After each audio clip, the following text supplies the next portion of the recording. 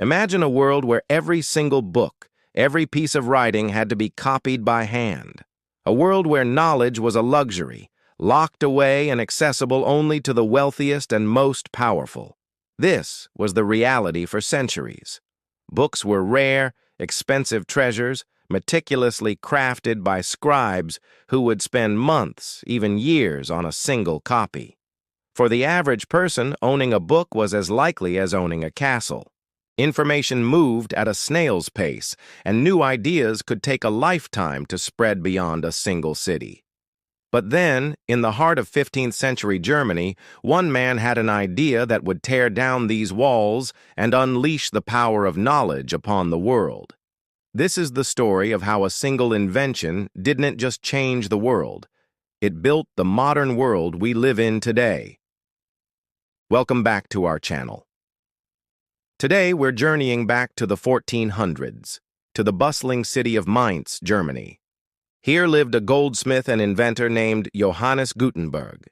He wasn't a king, a general, or a famous philosopher, but his contribution to humanity would arguably outweigh that of many who were. Gutenberg looked at the slow, laborious process of creating books and saw a problem that desperately needed a solution. He was a craftsman, familiar with metalwork, coin punching, and wine presses. He saw these separate technologies not just for what they were, but for what they could become if combined in a revolutionary new way. His vision? To create a method for mass-producing written text. It was an idea so ambitious, so transformative, that it would ignite a revolution of the mind.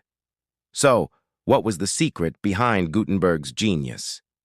It was a concept we now know as movable type. Instead of carving an entire page onto a single wooden block, which was time-consuming and would wear out quickly, Gutenberg had a brilliant insight. He created individual letters and symbols out of a durable metal alloy.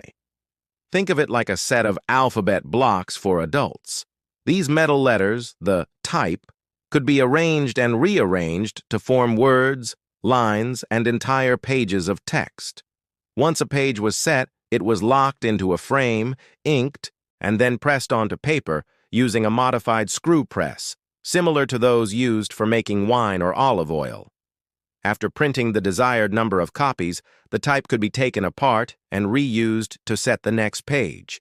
It was a system that was efficient, reusable, and capable of producing copies that were remarkably consistent and clear.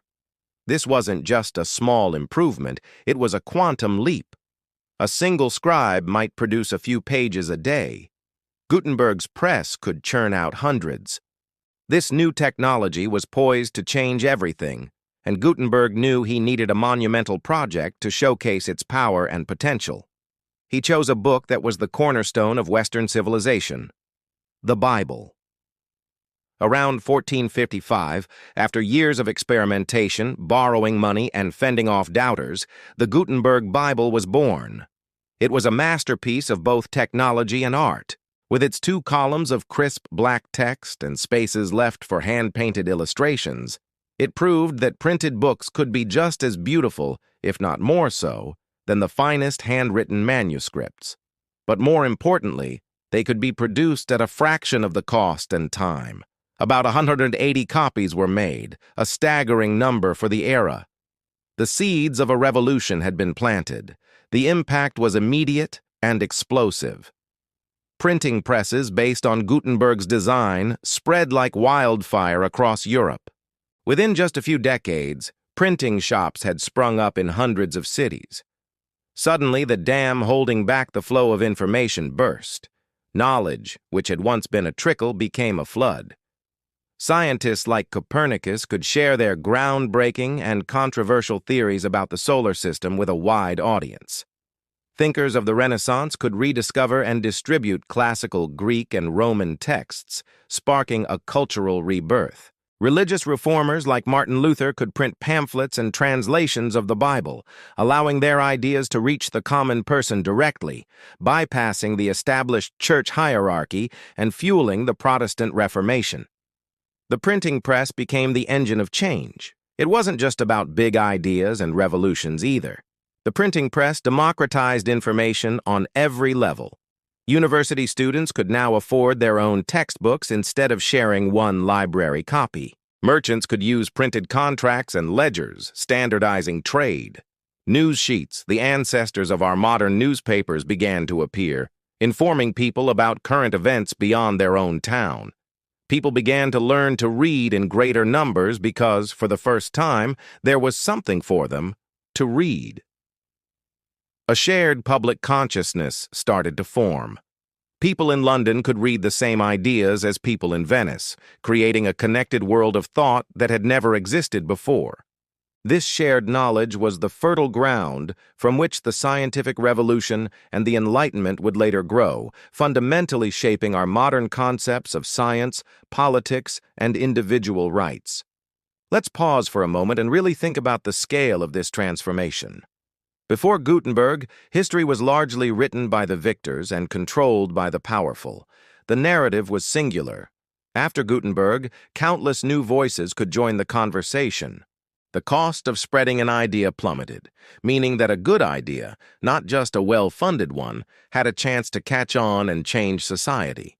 It created a more standardized and stable form of language, as printed dictionaries and grammar books helped codify spelling and syntax.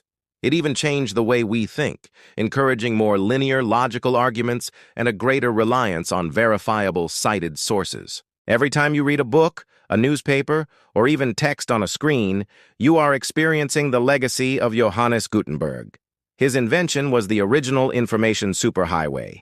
Johannes Gutenberg himself, ironically, did not become fabulously wealthy from his invention. He faced financial troubles and legal disputes, eventually losing control of his original printing workshop to his creditor. He lived his final years in relative obscurity, receiving a small pension from the Archbishop of Mainz. He never got to see the full, world-altering impact of his work. But his legacy isn't measured in gold. It's measured in the countless books that line our libraries, the scientific discoveries that have improved our lives, and the very freedom of thought and expression that we cherish today.